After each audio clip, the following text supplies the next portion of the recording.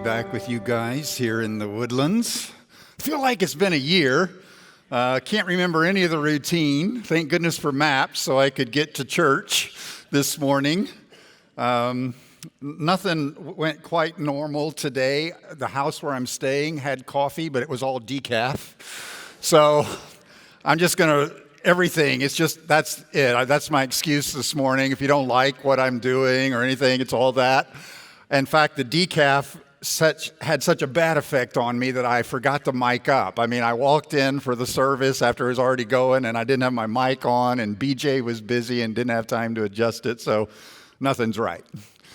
Except it's really good to be with you guys. I've missed you, and just want to say thank you to the teaching team. If I had known that I could have just called in today, like two drummers don't show up, and it's like, oh, sorry guys, I'm not coming. Oh, that's right, I already did that. I had COVID a while back. Lance, I sent my manuscript. Lance preached it, did a great job. Appreciate that. The teaching team, Rick last week, Dr. Anderson on July the 4th. So it's really good to be back with you as we enter into the final chapter of the book of James today. On a recent trip to see my parents, we were talking about how they grew up without much money. And surely some of you in here today will be able to identify with them. Mom's family of 7 grew up in Hope, Texas, which is just down I-10, kind of toward Victoria down there. And they lived in a house of about 1,000 square feet. I'm not sure, give or take, a couple hundred. And it had no insulation, right? It had no electric heat, which at the moment doesn't seem like a big deal. It had no air conditioning of any kind in it, and it didn't have running water, and it had no inside toilet. Now, just let those facts sink in for a moment as you got up to 81 degrees this morning in the Woodlands, Texas. Imagine if you'd have slept in that all night long. Dad told us about being given 5 cents one day to go to the movies on Saturday. And as he was running out the front door, he was so excited about going, he stumbled and fell and dropped the 5 pennies under the porch. He searched and searched for them, but could only find 3. And he didn't go to the movies that day because there weren't 2 more pennies in the house to replace the 2 he'd lost. In 1977, when I was a senior in high school, we were living just north of San Antonio. Dad was a pastor. He worked so hard. He worked 70, 80 hours a week. I'm not joking you. And Dad was good at it. He took his work seriously. I mean, preaching team, imagine, he taught 3 times a week, and he wrote manuscripts for those. I saw him. And he typed those out, and he was constantly working with people.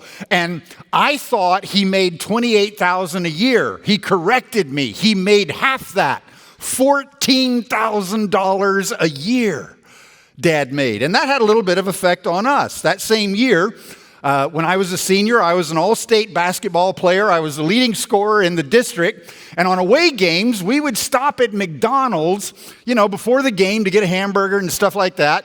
And everyone would go inside except me. I stayed on the bus every time because I didn't have $1.25 to get a hamburger, fries, and a drink. Okay, I'm not complaining, but here's the point. I met Linda at Baylor, and I really don't know why she married me. I mean, she loves to remind me that when we met, I usually had about $15 in my checking account. And y'all, I had a job. I mean, I worked 20 hours a week while I was going to school. So I had money, but it just, a little bit goes here and there for gas. And I usually had about $15. So on our first date, Linda and I went across I-35 there at the campus at Waco. We went to the Waterworks restaurant, but not to eat anything. I couldn't afford anything on the menu. We just went to sit in the lobby because they gave away free popcorn and we played cards. And it has now dawned on me that Linda married me because I am so good looking. Because she certainly didn't marry me for my money, right? When you grow up with or without money, it affects the way you think about money. You think about it in a certain way. And if you're like most people, you think quite a bit about money. And if you're like most people, you think that you would like to have more money than you do. And there are reasons for that. Money makes us feel secure with our lives. We're confident that we can meet our obligations. If some unforeseen disaster comes our way and we have money, we can handle it.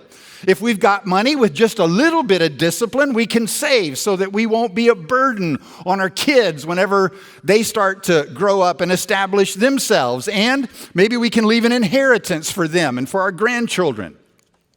Money is one of the ways that you and I measure our significance. We often compare ourselves with one another around the amount of money that we have. If we don't have much money, we might feel inferior to those who do. We may feel like we're not as smart as they are, or that we don't have as much ability as they do. We feel inferior in some way to them. Or it could be just the opposite. If you happen to be a person who does have money, it could make you feel like you're better than everyone else. Of course, money comes with its own set of problems. Just because you have money, doesn't mean that you won't have problems. If you have it, you may spend a lot of your time and energy trying to figure out how not to lose it. How's that going in the last quarter? Not very well, right? Or if you have money, you may have thought to yourself at some point, do people like me because they like me, or did they just like me because they like my money? Or you might have thought, do people think I'm wise? Or do they just let me talk when I'm in a meeting because I have money? Or you might be thinking, does she really love me, or is she just after my money? And of course, ladies, exactly the opposite is true, right? Oh, he thinks I'm beautiful. No, he thinks you're rich, right? And you can marry in a few minutes more money than you can make in your lifetime. And of course, money doesn't automatically make us happier. No matter how much we spend, our lives can still feel empty. Money doesn't always insulate us from life's problems. Rich people divorce. Rich people raise disappointing children. Rich people struggle with addiction. Rich people experience depression. But if I were to ask you today if you would like to have more money than you have, most of you would take it because it would make you feel better. You'd feel more at ease with life. You'd feel more secure about your future. You'd feel freer to do some of those things that you've always wanted to do. You might feel more empowered, more attractive, less vulnerable. You could feel the things you've always wished you could feel if you just had a little bit more money. But what if our good feelings about money are false? Because let's admit it, if you have money, you probably feel pretty good about it. But what if our attitude toward it is wrong? What if you and I aren't thinking accurately about our money? Beginning in chapter 4, verse 13, James specifically began to address wealthy Christians who had been members of his former congregation before they were scattered by the persecution that began in Acts chapter 8, verse 1. And these wealthy Christians, now that the persecution had died down some, they weren't just trying to make ends meet. Instead, they were now beginning to think about how they could make more money, become wealthier, increase their holdings, increase their profit. And you may be aware of the fact that during hard times, the rich often get richer. According to Forbes, while millions of Americans lost their jobs during the COVID pandemic, America's top billionaires increased their wealth by 35%. And it seems that increasing their wealth was the concern of James's wealthy Christian members. They had become presumptuous with their lives. They had become presumptuous about the future. And while James reminded them that they didn't control the future and their lives were just a vapor that vanishes in a second, these wealthy believers were consumed with getting richer. The trials that they were facing were a mere bump in the road because their wealth insulated them from the problems that their poorer brethren were facing.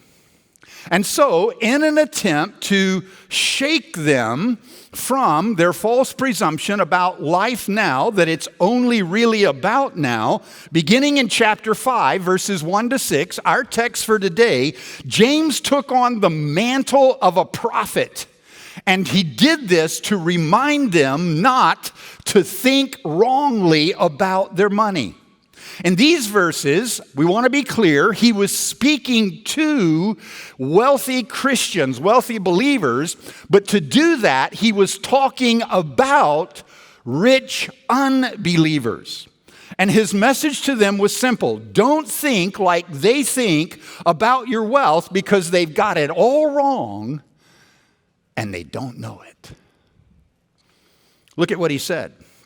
He said, "Come now, you rich, weep and howl for the miseries that are coming upon you."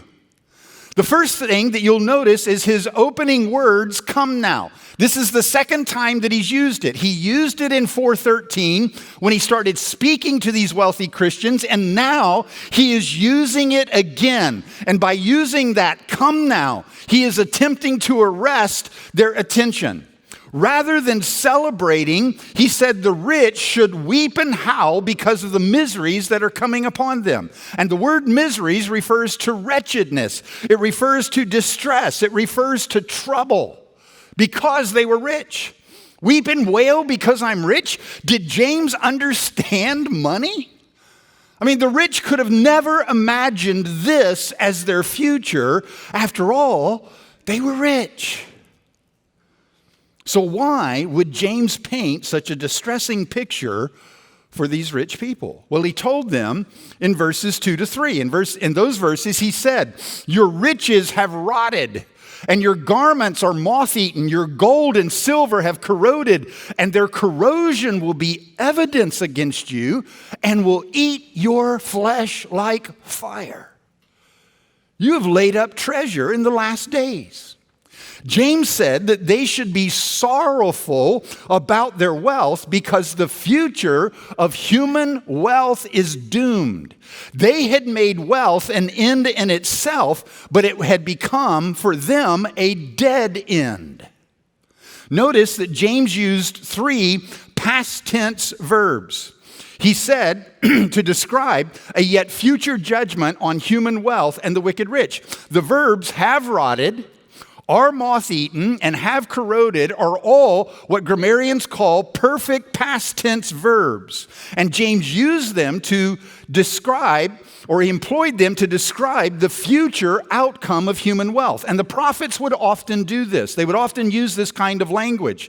They would use past tense to describe a future event as having already happened in order to make clear that what they were predicting was absolutely going to come to pass. James said, "You don't realize it yet, but your garment, your riches have already rotted." And also these verbs, they're all perfect tense. There's a quality to the perfect tense. It means that it has completely, perfectly rotted. Your riches have perfectly rotted. Your garments are completely moth-eaten. Your gold and silver is completely corroded. And James was using this language like a prophet to try to show them it may not appear that way now, but the future of it is so certain that he used perfect past tense verbs to describe it. James said human wealth on this earth has no future, even if we don't know it. And then he summarized his case against these rich by saying, "You have laid up treasure in the last days." Now, when you see this, "you have laid up treasure in the last days," almost instantly, y'all, this reminds us of Jesus' words when he was talking about money. He said, "Do not lay up for yourself treasures on earth, where moth and rust destroy and where thieves break in and steal. But lay up for yourselves treasures in heaven, where neither moth nor rust destroys and where thieves do not break in and steal." Jesus' words made it clear that you and I have the option to hoard treasure upon the earth, or we can store it up in heaven whenever we use it for eternal pursuits.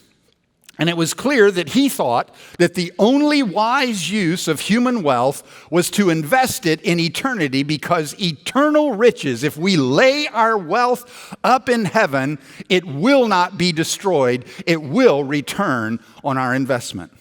But the rich, about whom James spoke, didn't take Jesus' advice. Instead, they hoarded their treasure now in the last days. They made the primary mistake that James has been warning us about consistently throughout his book, and that is that they thought that life now is primarily about now. You'll remember in the second week of our series, we talked about the fact that this perspective is what adjusts our attitude. That we talked about the fact that when we were born, we spent 9 months in the womb, but those 9 months in the womb weren't primarily for those 9 months. They were to prepare us for this second stage of life. And in the same way, James has been trying to tell his congregation when they handle their trials, they have to have the perspective that stage 2 in life now is not primarily about now, but it's about eternity. It's about the future. And the wicked rich didn't get that. They completely misunderstood that fact. And for that reason, they made their money not a means to an end, but they made it an end in itself, and it was becoming a dead end to them. James said, hoarding treasure on earth will not turn out well. Specifically, he said, their corrosion will be evidence against you and will eat your flesh like fire. Now, we could think that James is speaking hyperbolically here, and it would certainly be effective if he were, but the prophets tended to speak specifically with specific fulfillment of the words that they said. And since the first coming of Jesus, you and I have been living in the last days. All believers have. But the culmination of the last days takes place at his second coming. And when he returns, we are told in the scriptures that there will be a definitive judgment upon those who are opposed to God, and we're also told that there will be a definitive judgment upon their wealth. Zechariah chapter 14, verses 12 to 15 seem to indicate that at the final battle that the book of Revelation calls the Battle of Armageddon, those who are opposed to God will be destroyed by fire, and so will their wealth. James seems to be referring to this, and his point is crystal clear that human wealth is transient. It will not last, even if we don't know it. In the last days of the last days, it will become completely useless. If you and I make wealth an end in itself, it will result in a dead end. And so, like the prophet, James boomed out a warning to his church members: do not put your trust in wealth. Do not hoard treasure on earth. Do not do as the wicked rich do. They are thinking wrongly about it. You don't think like they think about their money. So how can you and I know if we're doing dead-end thinking about our money? Well, James gave 3 examples in verses 4 to 6 of dead-end thinking. First, he said, behold, the wages of the laborers who mowed your fields, which you kept back by fraud, are crying out against you, and the cries of the harvesters have reached the ears of the Lord of hosts. James said the wicked rich were guilty of fraud, intentional deception. Just like today, when crops had to be harvested, multiple migrant workers were needed to get the harvest in on time. And these laborers, they were contracted. But at the end, those who had worked, the rich would defraud them, intentionally deceive them, keep back some of their wages just to increase their profits. When you and I lack integrity with our money, it has become a dead end. Secondly, James said, you have lived on the earth in luxury and in self-indulgence. You have fattened your hearts in the day of slaughter. James said the wicked rich were guilty of extravagant consumption. Y'all, when we spend most of what we have on ourselves, our wealth has become a dead end. James said it's like an animal that is just fed and fed and fed, and it gets fatter and fatter, and the food is so easy to get to, and the animal is so happy. It's kind of like you and me taking on more and more debt, living beyond our means and getting fatter and fatter and fattening ourselves up, and said it looks really good until it doesn't. The day of slaughter. When we do that, when we spend most of what we have on ourselves, our wealth has become a dead end. Thirdly, James said, you have condemned and murdered the righteous person. He does not resist you. James said the wicked rich were guilty of the abuse of power. You guys know that wealth is power, and the rich used it in James's day to get whatever they wanted at any price, even if it meant they had to murder someone or have them murdered. The righteous person, he said, didn't resist because they couldn't resist. They had no power. When we use our wealth to get our way, James said that's dead-end thinking about your money. So what does James's fiery prophetic message mean for you and me today? Well, I know a bunch of you are thinking, man, Witte, I agree. Thank goodness I agree with everything James said. I'm just not rich. Elon is rich. Jeff is rich. Bill is rich. He owns 270,000 acres of farmland now all across the country. Warren is rich. I'm not rich. I'm just average. Whew. Isn't that good news? It's interesting how we all think that way. But regardless of how you and I view ourselves, even if we don't view ourselves as rich, the facts don't bear that out. Unfortunately, we did a census in 2020. And in the Woodlands, the average household income is $122,634 a year. Now, some of you are thinking, well, what the heck? I don't make anywhere close to that. And some of you are thinking, that's all those guys are making? That's just average. But according to the Brookings Institute, if there are 4 people in your household, mom, dad, and 2 children, just the kind of the normal standard American family, if there's 4 people in your household with the average income, $122,634, this ranks you in the 96th percentile of the wealthiest people in the world. You are in the top 4% of the wealthiest people in the world if you're just average in the Woodlands. And if there happens to only be 2 of you, like you're retired and the kids have left and it's just you and mom or you and dad, then you rank in the 99th percentile. And of course, if you make more than average, then you rank higher, but there's not a whole lot higher to go, is there?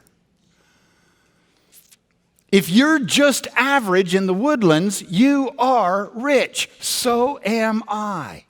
And because we're rich, there are 3 mistakes that James warns us about that we need to avoid. The first one is avoid arrogance. It's so easy for our wealth to make us arrogant. And we might not think we are. It kind of happens to us without us realizing what it's doing to us. This is what Rick talked about last week in his message. Arrogance is a sure sign that you and I are on a dead-end street. Wealth can make us feel like we can do as we please. It makes us feel like we can always get our way and get what we want and make things happen the way we want them to happen. We become presumptuous about our lives.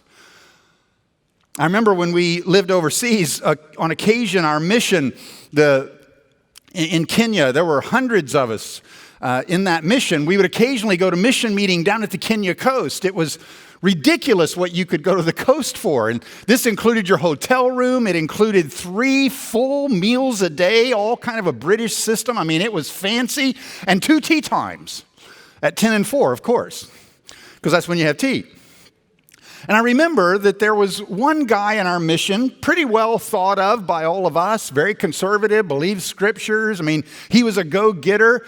But man, it was disaster to go to dinner with this guy. Because inevitably, you can imagine when 100 missionaries sit down and we're all rich, and there was all of these Kenyans trying to serve us on the British system, inevitably they weren't going to get things right. Everything wasn't going to come out on time. It wasn't all going to be exactly the way that you wanted it. And these people were so kind and patient with us. And this guy, he would get angry and he would get demanding. And I thought, these guys, we're here to reach them. They all know that we're missionaries and we're acting like this. Y'all, when you catch yourself judging others, thinking everyone should listen to you, demanding your way, thinking that you can accomplish whatever you want to, just get out of my way, I'll get it done. James said, be careful. Your money might be taking you down the dead-end street of arrogance. Secondly, James said, avoid substituting wealth for wisdom. One of the main learnings that we need to take away from our study of the book of James is the important role that wisdom plays to mature you and me when we are going through difficult times. James said that if we wisely endure trials, that means we let the trial itself teach us what we need to know and understand about how to face that trial. That wise endurance, if we endure, will eventually result in being blessed or genuinely happy. But wealth is an easy substitute for wisdom. Wealth makes it easier to avoid trials, and if you happen to get into one, wealth makes it easier to get out more quickly. Our wealth can actually work to our detriment if we use it to limit our growth. If you grew up like I did without a whole lot of money, certainly like mom and dad did without any money, you might be tempted to think that wealth is the way to happiness. But I want you to listen to what the wealthiest, wisest person to have lived, other than our Lord, said about money. He said, "Blessed is the one who finds wisdom, and the one who gets understanding, for the gain from her is better than gain from silver, and her profit better than gold. She is a tree of life. To those who lay hold of her, those who hold her fast are called" what? Blessed. Do you notice how Solomon began and ended this passage on wisdom with the whole concept of genuine happiness? Wisdom, not wealth, leads to genuine happiness, the very thing that most people want. Y'all, when we treat wealth as an end in itself, for itself, it's a dead end. And then thirdly, James told us to avoid overconsumption. Perhaps the easiest mistake to make with wealth is to extravagantly consume it. But the principle of stewardship that says that everything in the created order belongs to God and that He proportions each of it to us to be used or managed, stewardship is what corrects overconsumption. The scriptures tell us that God gives us money for three reasons. First, to provide for your own needs and the needs of your family. You guys know this. The Apostle Paul said, he wrote, "But if anyone does not provide for his relatives, and especially for members of his household, he has denied the faith and is worse than an unbeliever."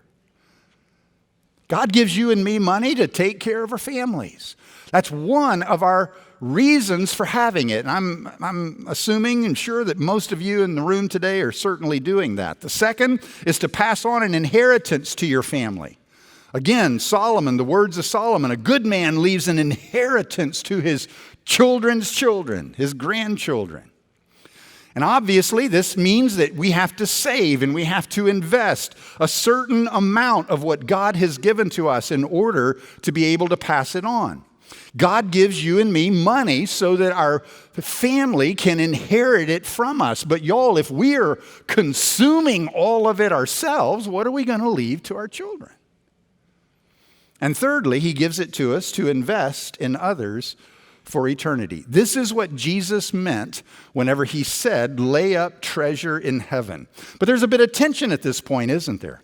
How much do I spend on myself? How much do I consume? How much do I save and invest and give to my family? And how much do I actually invest and give away into eternal investments?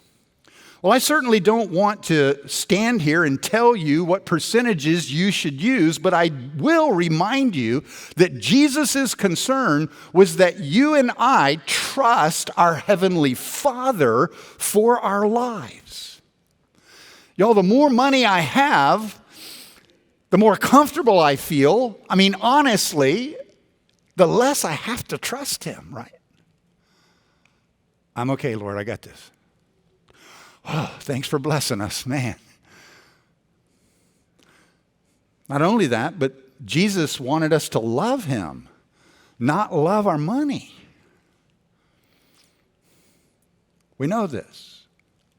Investing in eternity demonstrates that you and I trust Him for our lives, and we love Him because what we give away and invest, we could have consumed ourselves.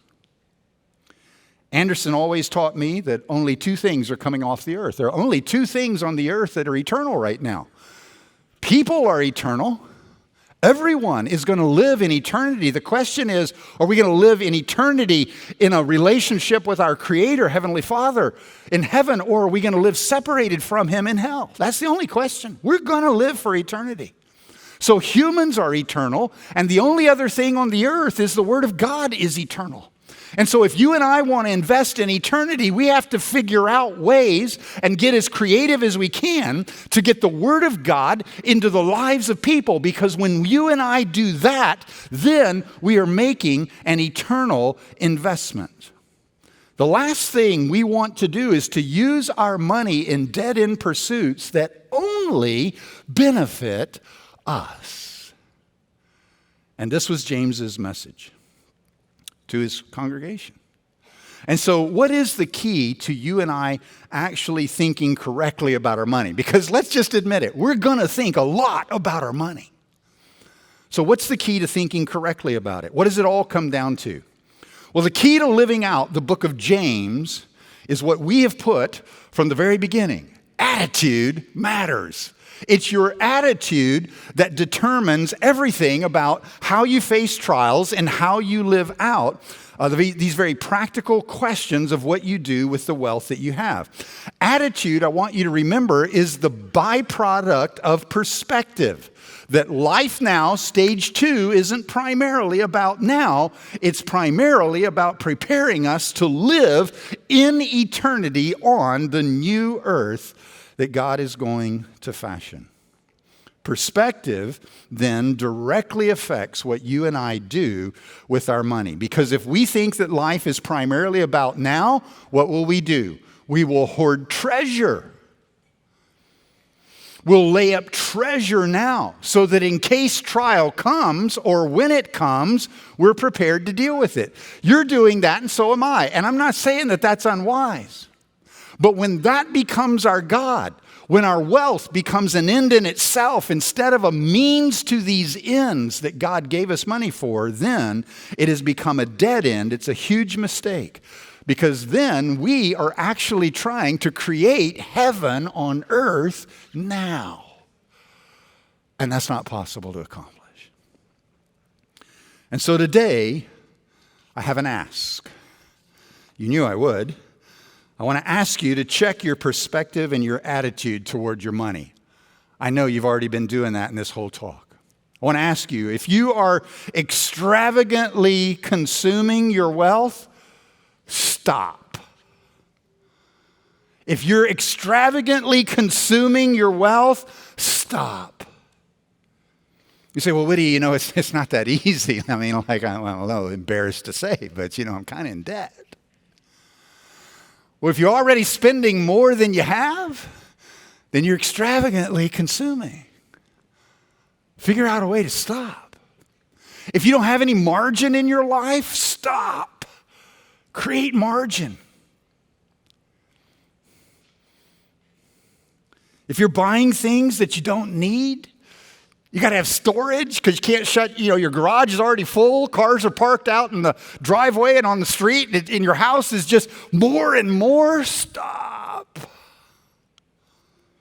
Secondly, if you're not investing in your children and grandchildren's inheritance, adjust. Open you a 529, get an ESA, help your kids go to school, help them make that step. Your grandchildren, your children, get ready. Make adjustments to what you consume and what you save. Adjust. If you're not giving to eternal causes, start.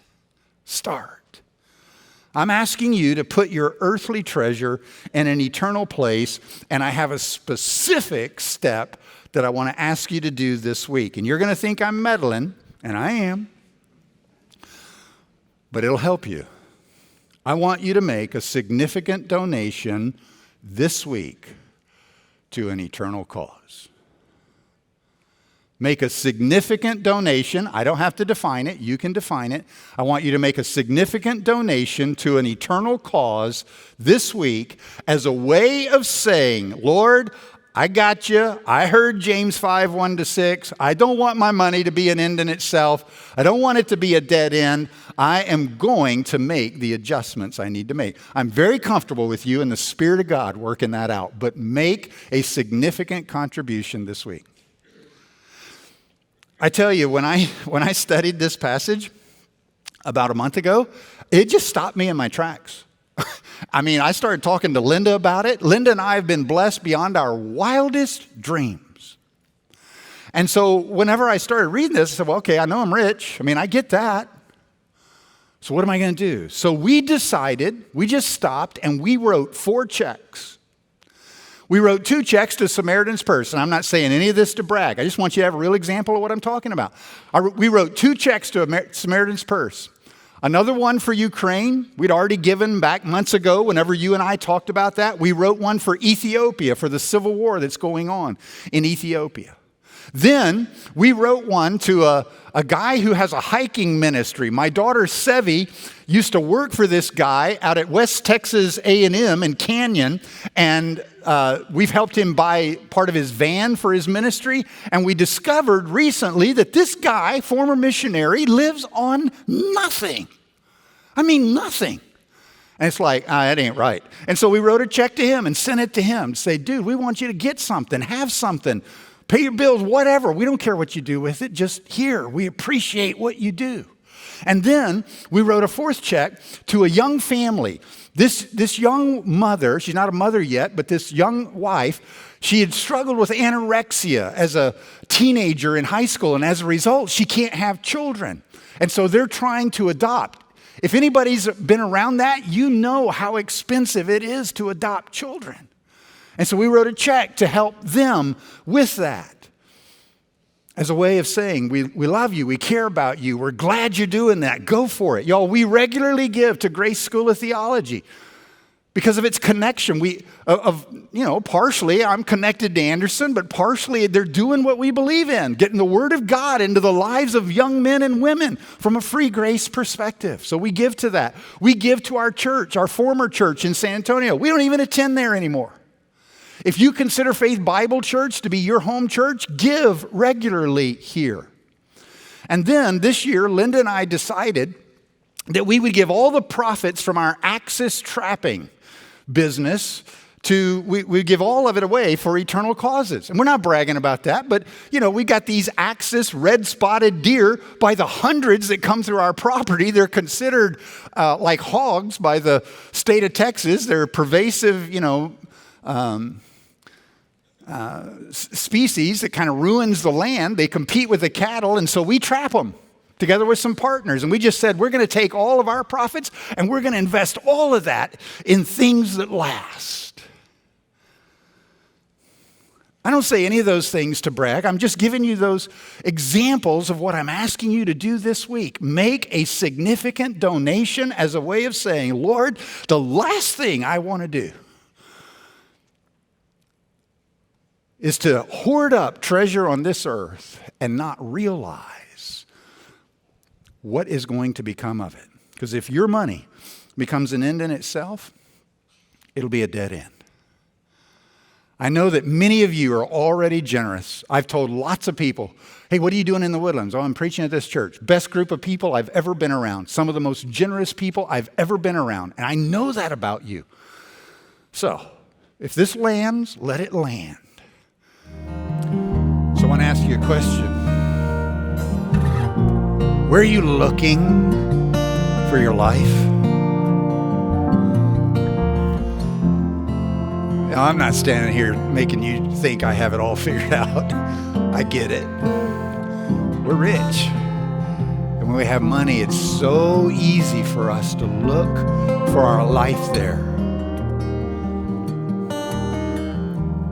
But if we look to the Lord for our life, we'll find it. We'll find Him. He will find us. And there'll be an intersection of our lives at the point of our money. Imagine if you and I did that. Imagine the difference that our wealth sitting in this room right here could make in the lives of thousands of people in the Woodlands, Texas, and around this world. And so we want to use our funds that way.